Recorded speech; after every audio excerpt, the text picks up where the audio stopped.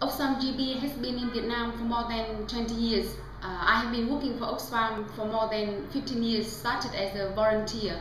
We have become one Oxfam as of July this year with 7 affiliates. This is a very challenging but also an exciting process. For Vietnam, we have seen great achievement in terms of poverty reduction. Vietnam has done wow in this regard. 60% of poverty rate down to 15% in less than 20 years. We have seen 6,000 people move out of poverty every day in the last 15-year period. This is very impressive. However, Vietnam is currently facing many challenges in addressing the question of sustainability, increasing inequality, emerging new vulnerabilities, in particular with climate change impact, voice poverty and gender inequality.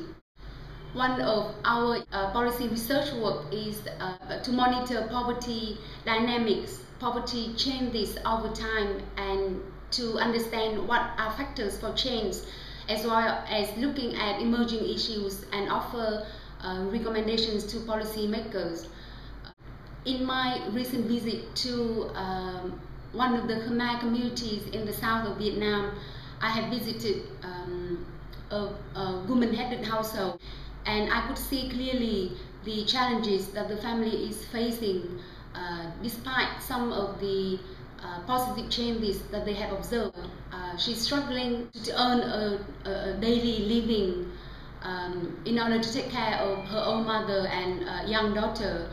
This is to illustrate that many poor people, in particular ethnic minorities,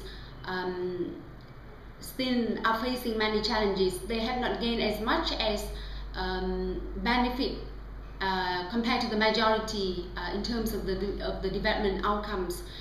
This is where NGOs like Oxfam and together with development partners, we need to push much harder poverty issues and inequality issues on the government as well as donor agenda.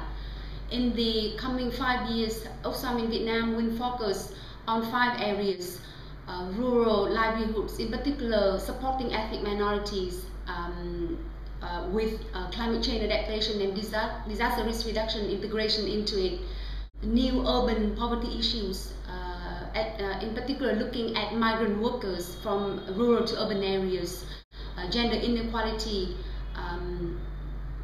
humanitarian response, as well as empowerment and good governance.